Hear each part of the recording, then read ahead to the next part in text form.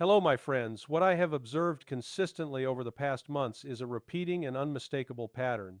Every single time there is tangible movement toward de-escalation or a realistic pathway to peace, the same entrenched forces inside the Western power structure intervene to sabotage it. These war-driven actors embedded deeply within the intelligence community, political bureaucracy, and aligned media outlets resort to familiar and well-worn tactics. Intelligence is weaponized, selectively leaked, and laundered through compliant mainstream media in order to manufacture fear, hysteria, and a false narrative designed to justify continued escalation. This process is not accidental, it is deliberate. The objective is clear: prevent peace at all costs, undermine diplomatic initiatives, and ultimately maneuver the United States into a direct military confrontation with Russia, precisely the outcome desired by certain factions within NATO and the European Union. The danger of this strategy cannot be overstated. It requires willful blindness to what is unfolding directly in front of us. We are now watching this same destabilizing formula applied across multiple theaters simultaneously. First, Iran.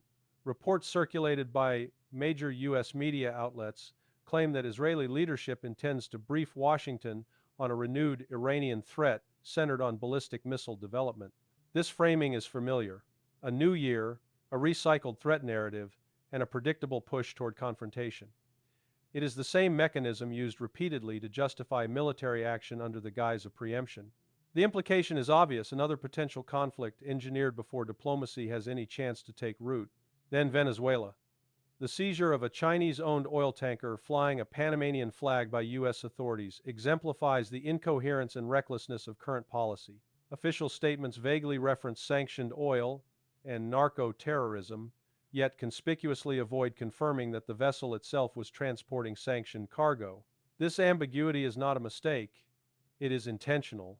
The blockade was announced, action was required to maintain appearances, and so an arbitrary enforcement move was executed. From Caracas's perspective, the accusation of piracy is entirely justified. This episode is not about law enforcement, it is about regime change dressed up in legal language. Taken together, Iran and Venezuela represent two fronts of manufactured instability heading into 2026. The third, and by far the most consequential, is Ukraine. Here, the situation exposes the widening gulf between reality on the battlefield and narrative management in the West. Russian diplomatic engagement continues quietly but deliberately. Meetings between Russian envoys and U.S. intermediaries suggest an attempt to re-anchor discussions around previously agreed frameworks. Yet simultaneously, Western media outlets work overtime to poison the atmosphere. Anonymous intelligence claims appear in headlines asserting that Russia's objectives are unchanged, that Moscow intends to conquer Ukraine entirely, and even that it harbors ambitions to invade Europe. These claims are not analysis, they are propaganda. The inconsistency is glaring. On one day, Russia is portrayed as militarily incompetent, unable to achieve its goals. On the next, it is depicted as an unstoppable imperial juggernaut poised to overrun Europe. The contradiction does not matter, because the conclusion is always the same: more money, more weapons, more escalation. The military-industrial complex is the constant beneficiary. What makes this moment different is that cracks are beginning to show even within traditionally compliant Western institutions. European media outlets, long among the most aggressive proponents of the war, are now acknowledging uncomfortable truths. Articles concede that Ukraine is losing, that funding mechanisms are unsustainable, and that so-called loans are political fantasies with no realistic repayment path. The burden falls squarely on European taxpayers, while political leaders avoid accountability by invoking hypothetical Russian reparations that will never materialize. The winning side does not pay reparations. History is unequivocal on this point. Meanwhile, dissenting voices inside the Western system are openly challenging the manufactured narratives. Senior intelligence officials have publicly rejected claims that Russia intends to invade Europe or possesses the capability to do so. These assessments align with observable reality. Russia's military objectives are limited, rational, and rooted in security concerns repeatedly articulated since at least 2014. Yet the propaganda persists because the political class in Europe cannot admit defeat. To do so would expose years of strategic miscalculation, ideological obsession, and reckless escalation. Instead, they bluff, talking openly about war with Russia by 2027 or 2030. This rhetoric is not only irresponsible, it is dangerous. Repeated invocation of inevitable conflict risks transforming bluff into reality. A self-fulfilling prophecy is still a catastrophe. This is how we arrived here. Years of dismissive rhetoric portraying Russia as nothing more than a gas station masquerading as a country formed the intellectual foundation of Western policy. That assumption justified endless pressure, sanctions, and regime change fantasies. When collapse failed to materialize, escalation replaced reflection. The consequences are now plain. Calls from European officials to fragment Russia, to dismantle the Russian Federation into smaller states, have been made openly, publicly, and without restraint. Conferences have been held mapping out such scenarios in detail. These are not fringe ideas, they are mainstream within certain circles. And yet, Russia continues to advance steadily on the battlefield, contradicting every prediction of imminent collapse. Beyond Ukraine, signs of broader instability are emerging. Social unrest in parts of Europe, violent incidents elsewhere, and growing public discontent reflect a deeper systemic failure. Governments insist on sacrifice, debt, and endless confrontation while offering no coherent vision for peace or stability. At the end of all this stands a stark reality. Escalation is not strategy, it is evasion. The refusal to negotiate, the reliance on propaganda, and the suppression of dissent do not strengthen the West, they weaken it. Peace was possible. It still is. But only if reality is acknowledged and the machinery of perpetual war is dismantled. History will judge this moment harshly if the path of confrontation continues. The choice remains: de-escalation grounded in facts or escalation driven by ideology and fear. One leads to stability, the other leads to disaster. To understand where this conflict is heading, one must strip away the noise, the talking points, and the emotionally charged propaganda that saturates Western media space.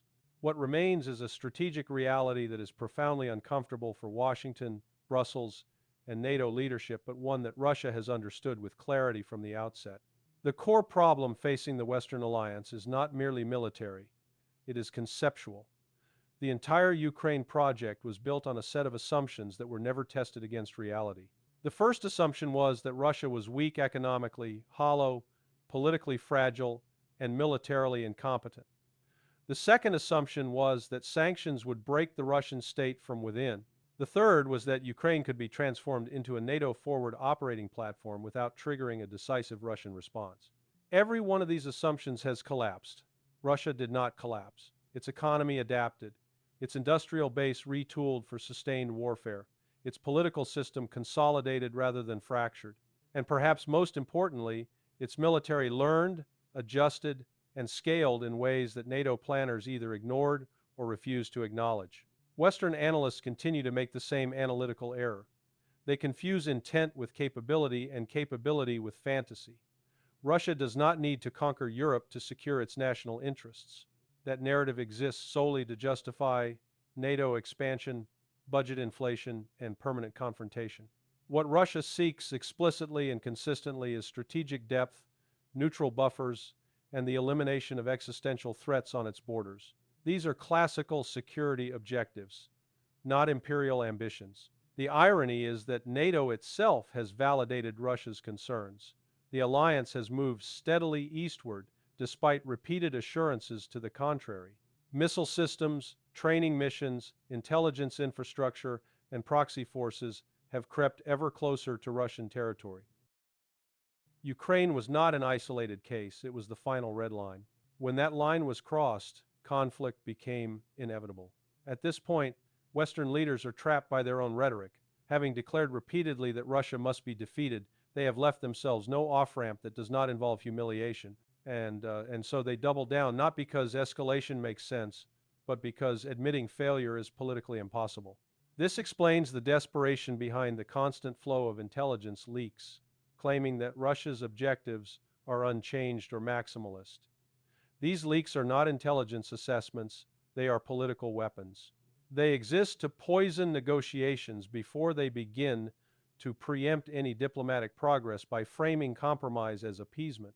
The intelligence community is not merely observing policy, it is shaping it, and not in the direction of peace.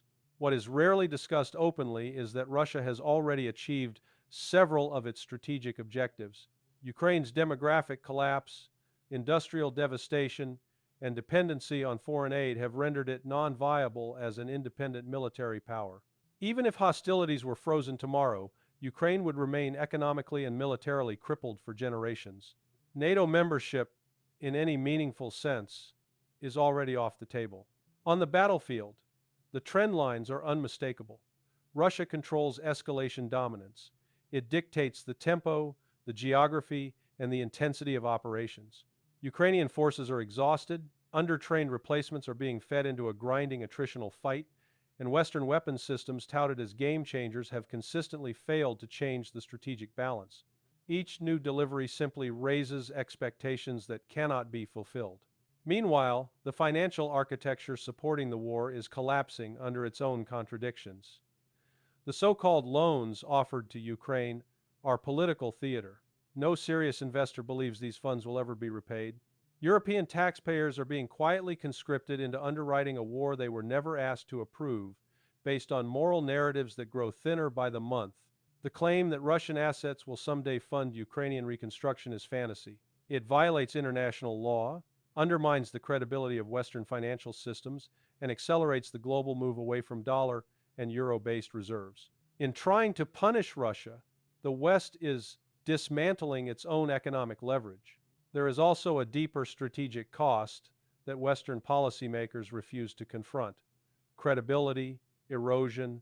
When red lines are declared and ignored, when predictions fail repeatedly, when promised victories never materialize, allies begin to doubt. Neutral states hedge, adversaries adapt. The Ukraine war has accelerated the transition toward a multipolar world more than any event in the past 3 decades. Russia understands this. China understands this. Much of the global South understands this. Only Western elites appear surprised. The insistence on framing this conflict as a moral crusade has blinded policymakers to the reality that wars end through negotiation, not narrative victory. Russia has repeatedly articulated its terms, and whether one agrees with them or not, they are grounded in enforceable security realities. The West, by contrast, offers slogans: as long as it takes, Ukraine must win, Russia must be defeated. These are not strategies. They are placeholders for indecision. The tragedy is that every month of delay compounds the damage not to Russia, but to Ukraine and to Europe. Infrastructure is destroyed, populations are displaced, political systems are radicalized, and the risk of miscalculation grows steadily. Escalation is no longer a theoretical concern. It is embedded in the structure of the conflict. At some point, reality will impose itself, regardless of media framing. The only question is how much destruction will occur before that moment arrives. As the war grinds on, the most consequential developments are no longer taking place solely on the battlefield. They are unfolding inside NATO itself, within European political systems, and across the transatlantic relationship that once functioned as the unquestioned backbone of Western power. What we are witnessing is not unity, but managed dissent papered over by summit declarations and carefully scripted rhetoric.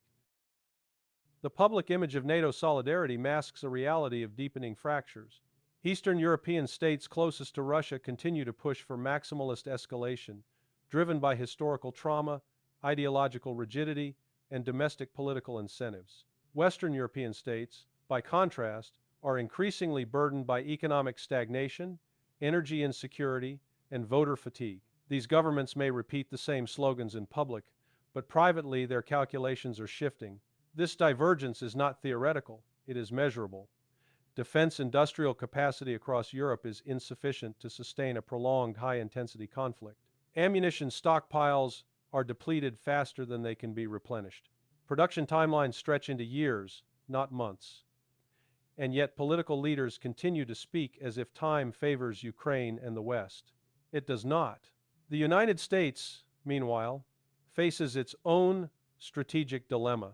Washington remains the indispensable pillar of the Ukraine war effort, but it is increasingly unwilling to bear the full cost, financial, military, and political, of a conflict with no defined victory condition. Domestic divisions, fiscal pressures, and competing priorities in Asia are constraining American freedom of action. The rhetoric of commitment persists, but the appetite for escalation is visibly eroding. This is why diplomacy, however tentative, keeps resurfacing despite repeated attempts to smother it. The problem for Washington is not that negotiations are impossible, it is that negotiations would expose the extent to which earlier assumptions were wrong. Any serious talks would implicitly acknowledge that Russia cannot be defeated militarily without catastrophic escalation. That admission would unravel years of policy narratives. Russia, by contrast, approaches the endgame from a position of strategic patience. It does not need to rush. Time works in its favor. The longer the conflict continues, the more Ukraine bleeds manpower, infrastructure, and legitimacy. The more Europe absorbs economic damage. The more global confidence in Western leadership deteriorates. Russia can afford to wait because its objectives are finite and defensible. Western policymakers often misinterpret this patience as weakness or indecision. It is neither. It is a calculated recognition that wars of attrition reward endurance, not enthusiasm. Russia has structured its military operations, its economy, and its diplomacy around this understanding. NATO has not. Another uncomfortable reality is that the so-called rules-based international order has suffered irreparable damage as a result of this conflict. Asset seizures, sanctions, weaponization, and financial coercion have signaled to much of the world that Western-controlled systems are conditional tools of power, not neutral institutions. The response has been predictable. Diversification away from Western financial systems, increased regional cooperation outside U.S. influence, and a steady erosion of dollar and euro dominance. This shift did not begin with Ukraine, but the war has dramatically accelerated it. States that once hedged quietly are now acting openly. They see how quickly legal norms are discarded when they become inconvenient. They see how narratives replace evidence, and they draw conclusions accordingly. Inside Europe, public consent is fraying.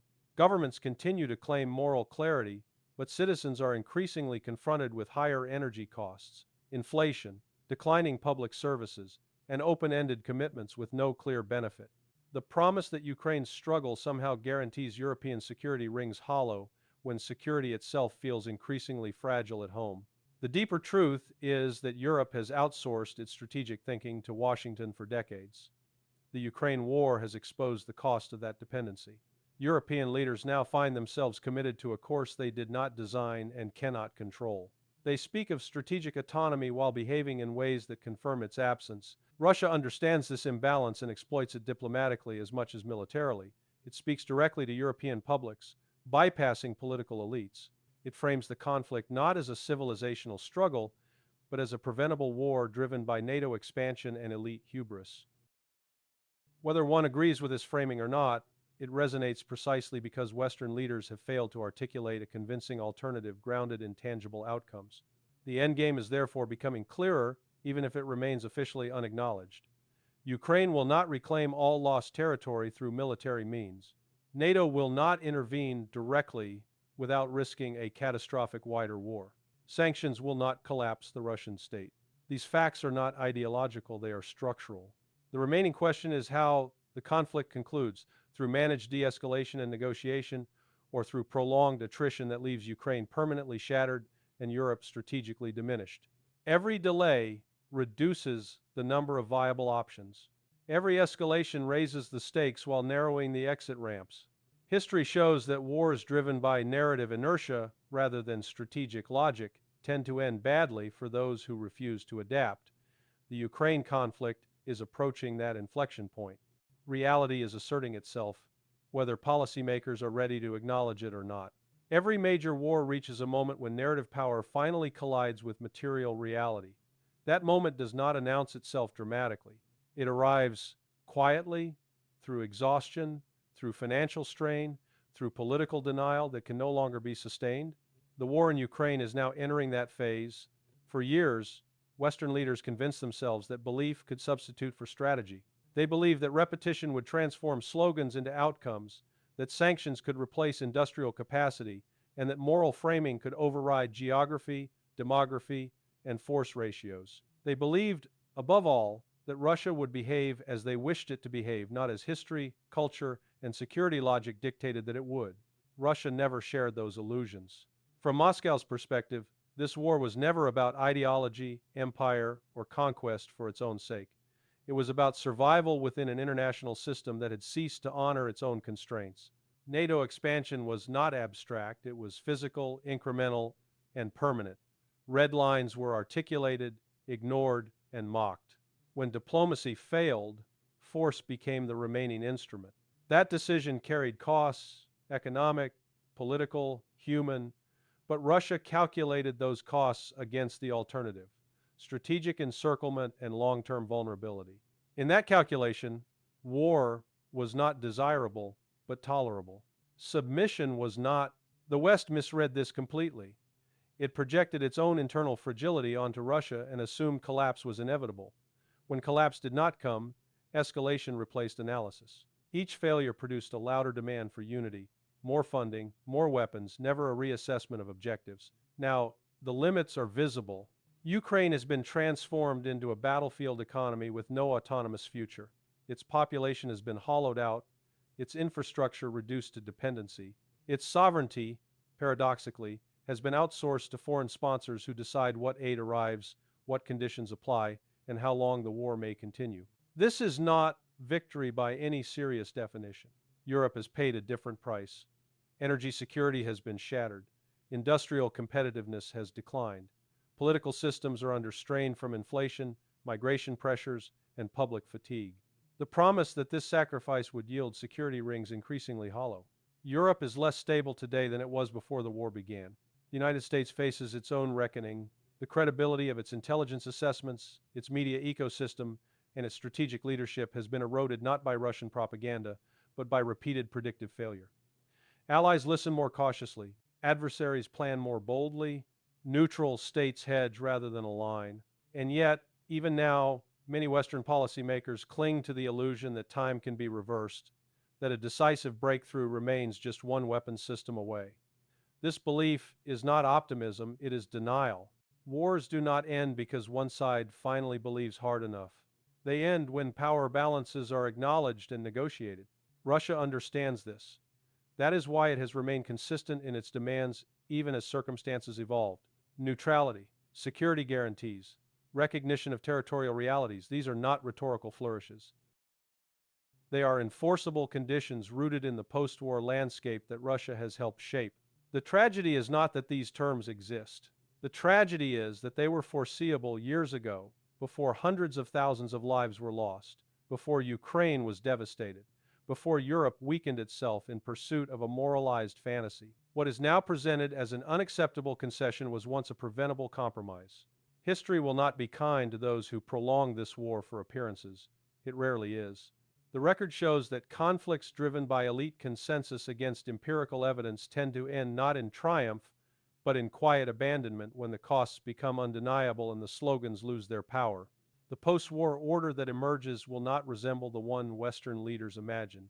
Russia will remain a central military power. NATO's aura of inevitability will be diminished. The global South will continue to diversify away from Western dominance. Financial and political multipolarity will accelerate, not retreat. This outcome is not a Russian victory parade. It is a structural correction, one forced by reality after years of strategic malpractice. The final lesson of this war is simple but uncomfortable. Power does not disappear because it is condemned. States do not surrender because they are sanctioned. And wars do not end when one side refuses to acknowledge loss. They end when illusions collapse and decisions are made in the open, grounded in facts rather than faith. The sooner that moment is embraced, the fewer lives will be wasted in its shadow.